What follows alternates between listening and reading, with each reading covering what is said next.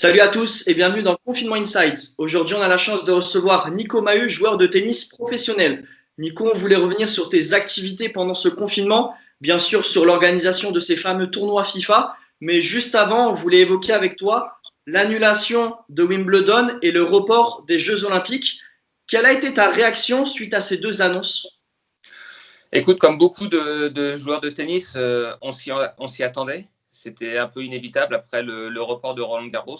On savait que Wimbledon, ça allait être compliqué. Et contrairement à Roland-Garros, on ne pouvait pas se permettre de reporter, et tout simplement parce que sur gazon, on ne peut pas jouer au mois de septembre. Donc, c'était une première annonce un peu, même s'il était attendu, difficile, parce que c'est partie des piliers et des emblèmes en tant que joueur de tennis. Wimbledon, c'est un événement qui est important. Et puis les Jeux Olympiques, bien entendu, on s'attendait aussi à ce report. C'était pas tenable la situation et on espère maintenant qu'on pourra les faire en 2021. On t'évoquait bien sûr Wimbledon, on se rappelle d'il y a 10 ans, le fameux match contre John Isner. Quel souvenir tu gardes de ce match? Une expérience incroyable, j'imagine. Oui, une expérience incroyable et 10 ans après, je n'ai pas le même regard sur ce match. Il y a 10 ans, il y avait un vrai décalage entre ce que moi j'avais perçu et ce que les observateurs, que ce soit spectateurs ou journalistes, avaient vécu. Moi, j'étais beaucoup sur la déception, sur la tristesse, d'avoir perdu ce match. Et eux étaient plutôt sur le fait d'avoir fait ce record, euh, d'avoir laissé une image incroyable de ce match. Et pour eux, il n'y avait pas vraiment de gagnant et de perdant. Chose que j'avais beaucoup de mal à accepter moi à l'époque parce que j'avais conscience que c'était un match que je ne referais plus jamais dans ma vie. Et ce qui m'avait fait tenir aussi longtemps, c'était cette perspective d'aller au bout et de gagner. Donc, c'était très compliqué. Et 10 ans après, je mesure à quel point ce match m'a été bénéfique, ce que j'ai appris sur moi-même, ce qui m'a apporté aussi en termes de confiance et de connaissance sur moi. Et ça m'a certainement aidé à franchir des paliers et à gagner ce que j'ai pu gagner après. On rappelle 70-68 dans le cinquième set, plus de 11 heures de jeu, incroyable. Pendant ce confinement, on voulait revenir également sur tes activités, bien sûr revenir sur ces tournois que tu as pu organiser pour les fondations de Paris notamment, pas mal de cagnottes mises en ligne. Raconte-nous un peu l'idée, à quel moment t'es venue cette idée pour lancer ces tournois et bien sûr la réussite parce qu'on a vu énormément de sportifs, des joueurs de tennis, des joueurs de foot, une incroyable expérience. Raconte-nous Nico, comment tu as vécu ce confinement à travers les tournois FIFA? En fait, la genèse, c'est tout simple.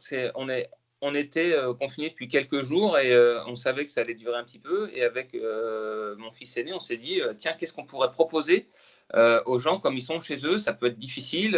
Certains, même au tout départ, avaient du mal à rester chez eux. Et on s'est dit, on va organiser un petit tournoi FIFA au départ, juste à travers mes réseaux sociaux, en disant, bah voilà, le vainqueur, je lui offrirai une raquette dédicacée. Donc ça s'est fait un petit peu comme ça au départ. Et puis, j'ai fait une première édition et une deuxième édition. J'avais beaucoup, beaucoup de demandes. Et sur la deuxième édition, on a décidé d'y associer une cagnotte. Chaque participant devait faire un don pour participer au tournoi. Et puis finalement, on a fait un tableau de 124, mais on a eu beaucoup, beaucoup de demandes. Et derrière, il y a l'équipe qui m'a contacté. J'ai été aussi en contact avec Julien Verly d'eSport Stadium, une société qui est spécialisée dans l'e-sport et qui m'a aidé à grandir. Et puis, on a pu proposer un tournoi avec 4000 participants. On a PlayStation qui nous a proposé des lots à gagner, dont une PlayStation pour le vainqueur du tournoi amateur, qui ensuite pouvait participer au tournoi des célébrités. Donc, comme tu l'as dit, je remercie, c'est l'occasion pour moi de remercier tous les sportifs et célébrités qui ont joué le jeu. On a eu des joueurs de tennis, des joueurs de foot, comme tu l'as dit. On a eu des champions du monde de biathlon, de hand. On a eu du judo, de la Formule 1. Enfin, il y a beaucoup, beaucoup de joueurs et de célébrités qui se sont prêtés au jeu, Cyril Hanouna aussi. Donc l'idée, j'avais un triple objectif. Je voulais déjà proposer du contenu divertissant. Je voulais essayer de réunir un maximum de personnes, donc sportifs, e-sportifs, parce que derrière, on a fait un tournoi avec les meilleurs e-sportifs en France.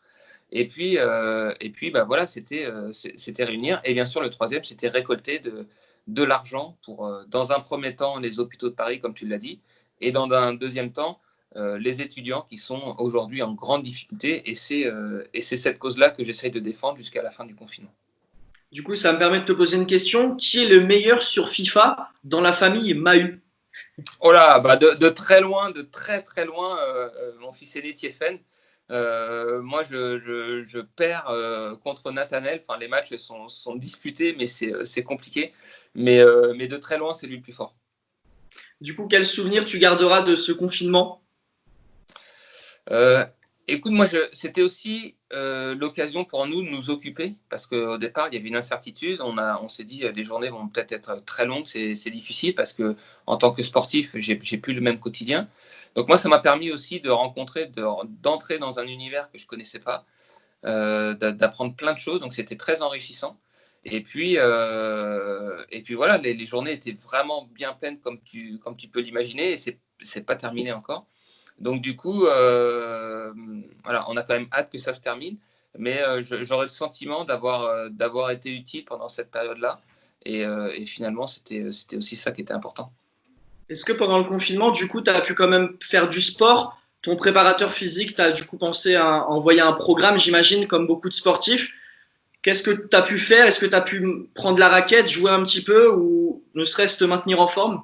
Non, la raquette, non, ça fait 2 mois, à part les petites parties de tennis que je faisais dans la rue ou dans la résidence avec Nathanaël, justement, pour le sortir, parce que lui aussi avait besoin de sortir une demi-heure par jour, donc c'était notre rendez-vous quotidien. Sinon, non, la raquette, je ne l'ai pas touchée. Et puis, comme tu l'as dit, j'ai mon préparateur physique au téléphone ou par message tous les jours pour essayer d'avoir un petit peu de contenu. J'avais la chance d'habiter à 200 mètres du bois de Boulogne, donc pouvoir faire des sorties dans le bois, mais je me suis fait mal aussi au talon en courant, donc c'était assez compliqué. J'ai du matériel à la maison pour faire des exercices de muscu, pour essayer de ne pas perdre musculairement.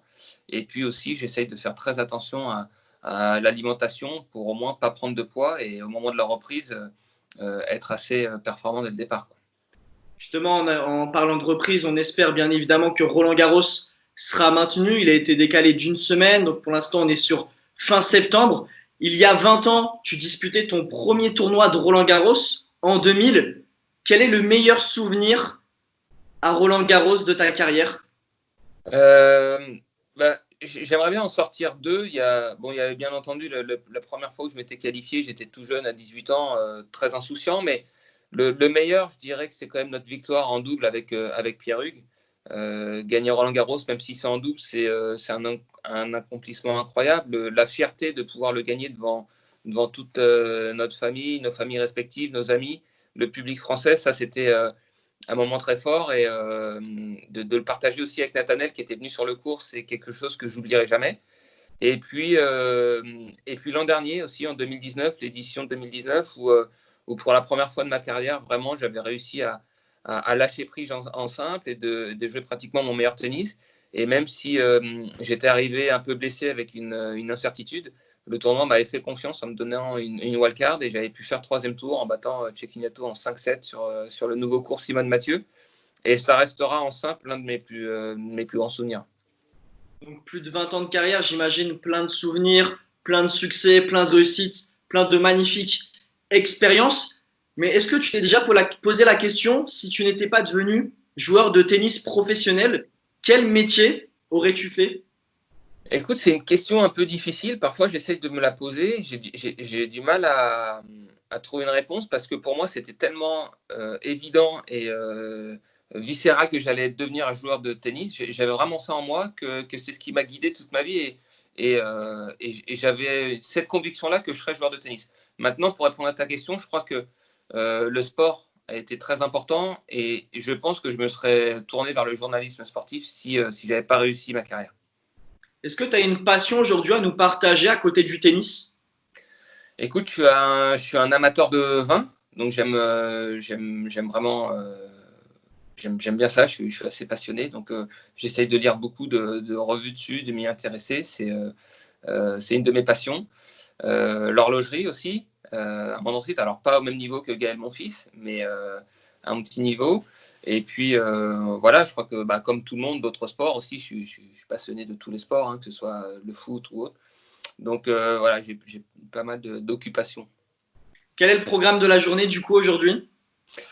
Et bien là, je vais retourner justement à l'organisation du prochain événement de Gamer du Cœur. C'est un tournoi Touquet cette fois-ci, on change de jeu. Et donc, il y a toute cette mise en place à faire pour le tournoi amateur. Encore réunir, il nous manque encore quelques célébrités. Donc, il y a quand même pas mal de boulot. Et encore une fois, voilà, bien mettre en avant cette cause étudiante qui, pour moi, est très importante parce qu'aujourd'hui, faut savoir qu'il y a à peu près un étudiant sur deux qui est salarié ou en stage et qui, forcément, ont perdu leur emploi et leur source de leur rémunération actuellement. Donc, c'est compliqué pour eux, sans parler des… alors, bien évidemment, il y a certains étudiants qui ont leur famille derrière qui peuvent subvenir aux besoins, mais il y a aussi des familles qui n'ont pas cette facilité financière et qui sont en grande difficulté. Donc, voilà, pour moi, c'est très important d'essayer de récolter un maximum d'argent pour leur venir en aide. J'imagine que le tennis te manque beaucoup pendant ce confinement. Qu'est-ce qui te manque le plus depuis maintenant mi-mars pendant ce confinement? Il y a beaucoup de choses. Déjà, j'aimerais bien retrouver au tennis parce qu'effectivement, comme tu le dis, la balle me manque, le terrain me manque. Et puis après, c'est les tournois, c'est de repartir, c'est de l'adrénaline, l'excitation de la compétition, c'est de me retrouver sur un terrain en simple ou en double avec Pierre-Hugues pour atteindre nos objectifs parce qu'on a des objectifs ambitieux.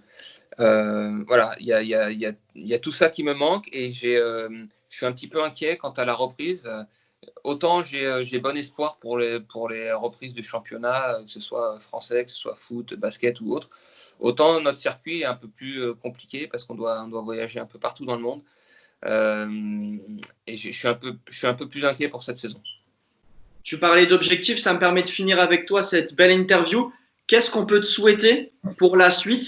Bien sûr, on espère une reprise rapide, mais qu'est-ce qu'on peut te souhaiter à l'horizon, bien sûr, des Jeux Olympiques 2021 maintenant?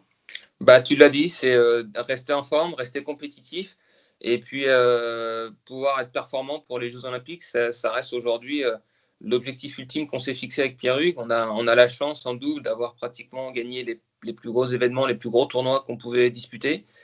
Voilà, les Jeux Olympiques, c'est ce qui nous reste à essayer de remporter et ça serait quelque chose de magique. Donc voilà, rester en forme, être compétitif et être présent à Tokyo 2021. En tout cas, merci Nico d'être revenu sur ton quotidien. Bien sûr, encore merci d'avoir fait tous ces tournois pour les hôpitaux de Paris. C'était incroyable. On a pu suivre ça, bien sûr, sur Twitch. Et j'invite tout le monde à suivre les événements, les tournois que tu as pu organiser.